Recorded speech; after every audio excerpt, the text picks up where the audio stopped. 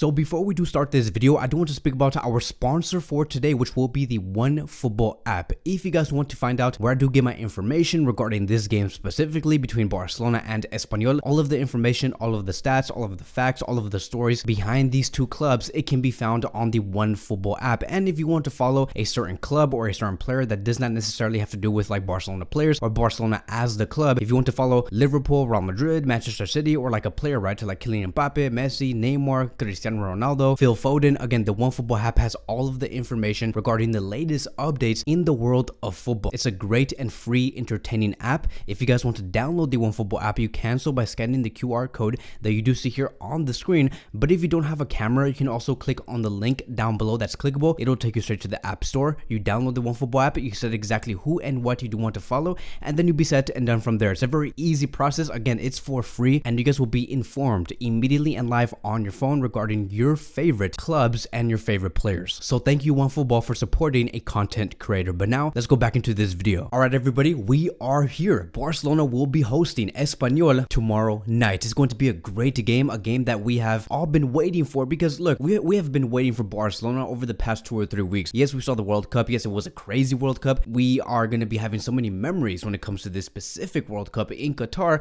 but deep down, for many Barcelona fans, deep down, we were really missing watching FC Barcelona every Saturday or every Sunday. But now we are about 24 hours away from Barcelona hosting Espanyol, and again, look, like, we have taken a long break. What has changed? I have already said that Xavi Hernandez, going into the second half of the season within La Liga, we're probably going to be seeing some very different things. Like, for example, for Ansu Fati, we're probably going to be seeing way more energy regarding Ansu Fati. We're probably going to be seeing way more goals from this player. As for Koundé, we saw him play as a right back for France. He plays amazing as a right back, and I think that moving forward in the last 5 to 6 months of La Liga, we are probably going to be seeing Koundé starting as the right back for sure. He played well in that final, and he's going to want to carry that form for FC Barcelona. And the same thing goes for Dembélé. He's very eager to do well. I know that because Dembélé has seen his national team fail to win the World Cup against Argentina, he's probably going to be saying, okay, look, like, I want to win trophies. I want to win medals. I want to win what is available. And so Dembélé is going to be having a huge, humongous attitude on the pitch under Xavi Hernandez. He is hungry to succeed, and he wants to know, right? He wants to know what it's like to be the champion of something. Dembélé as a player, even though he has been playing so well, he hasn't won a lot of trophies in his career. And so I think that he wants to be one of the reasons on why Barcelona might potentially win La Liga this season. So I'm very enthusiastic about this Barcelona squad, because I think that we can do so much damage against the Real Madrids, the Atletico Madrids, the Real Betis, the Valencias. Barcelona is a very strong team. So I want to make 3 different points. Point number 1, the squad health.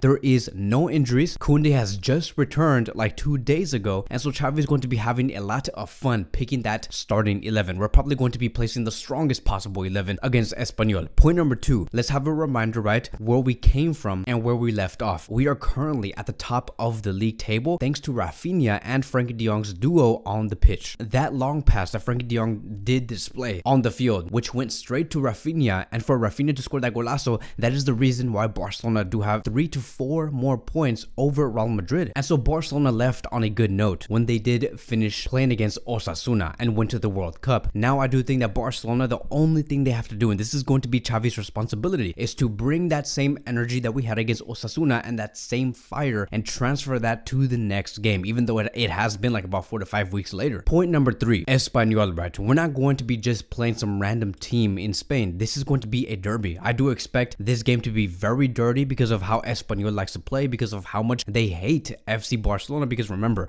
we sent this team about 2 years ago into the 2nd division, and so they hate us, and they are going to be bringing so much tension, you guys. Like, I think that even though Espanyol has not been at their very best this season, they're probably going to want to play the game of their lives, like how we see in all of these Spanish clubs. They play horrible against all the other teams but FC Barcelona. So Espanyol is in 16th place. Martin Braithwaite is going to be seeing Barcelona once again. He was one of our players about a year ago, and he is one of the best players right now for Espanyol. He does have a total of 3 goals and 1 assist. And there is another player from Espanyol that's very dangerous, like Joselu, who has a total of 7 goals and 1 assist in the league season so far. So besides Lewandowski and Dembélé, Joselu does have more goal contributions than any other player in FC Barcelona, which is crazy, right? So Espanyol do have their certain target men, and we have to be careful of those players. And so now let's move on towards the next phase of this video, and let's talk about the predicted starting 11. And let me tell you guys, I know that that Xavi Hernandez is going to be placing an 11 that we probably know he is going to be placing out. Like, we know that he likes to have Busquets in the midfield, having Koundé as a right back, Ansu Fati on the left wing position, but I want Xavi Hernandez to gamble. I want him to gamble. What do I mean by this? I'm talking about the pivot position within the midfield. There has been a lot of talks within the central defensive midfield position because we have heard so many times Xavi Hernandez wanting to renew Sergio Busquets for another season and to leave Barcelona officially this time until the summer of 2024. And the reason why is because we don't really have an alternative for Sergio Busquets. Like, at the moment, we don't have anybody. And I remember over the past like 4 to 5 years, Barcelona have been trying to find a replacement for Sergio Busquets, but all of those players have failed, mainly because it could be of the technique. They probably fell short if you were to compare the technique of that player with Busquets, or it could be because they did not understand the positioning of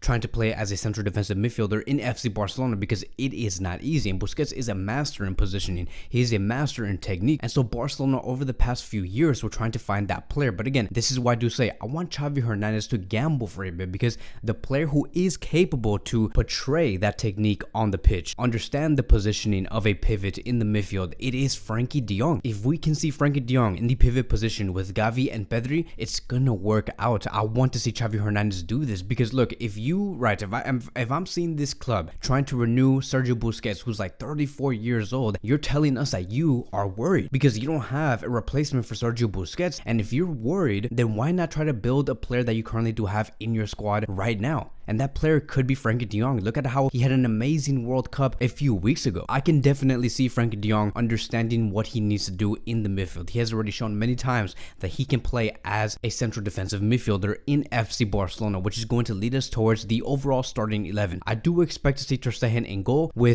going to go all out, right? So we're probably going to be seeing Jules Koundé as the right back, Ronald Araujo and Christensen as the center back duo, with Alejandro Balde on the left back position. Maybe we could see Jordi Alba come in later in the game, but I think that Balde will be starting in the left back position. As for the midfield, like I have said, I want to see Frenkie, Gavi and Pedri and nothing more. Yes, we can put Busquets later in the game, but I do think that Barcelona have to focus on these three players if they want to build some sort of future within this midfield, and a midfield that can play together for like 10 years. Frenkie has literally just said, and many sources have also claimed that Frenkie said that he wants to stay at Barcelona for many years. Xavi Hernandez and Joan Laporta have also really literally just said this. They said that they think that Frenkie de Jong is the future of Barcelona's midfield. So why not use Frenkie de Jong in some capacity where he can be in the starting 11? As for our front three, let's remember Lewandowski is not going to be in this game because he did receive a 3-match ban. Now, what does that mean? If Lewandowski is going to be out and we currently do not have a full-time striker player in our team, the only player I do see playing as a striker to replace Lewandowski, it is going to be Ansu Fati, because of his positioning inside the box and because he knows how to score.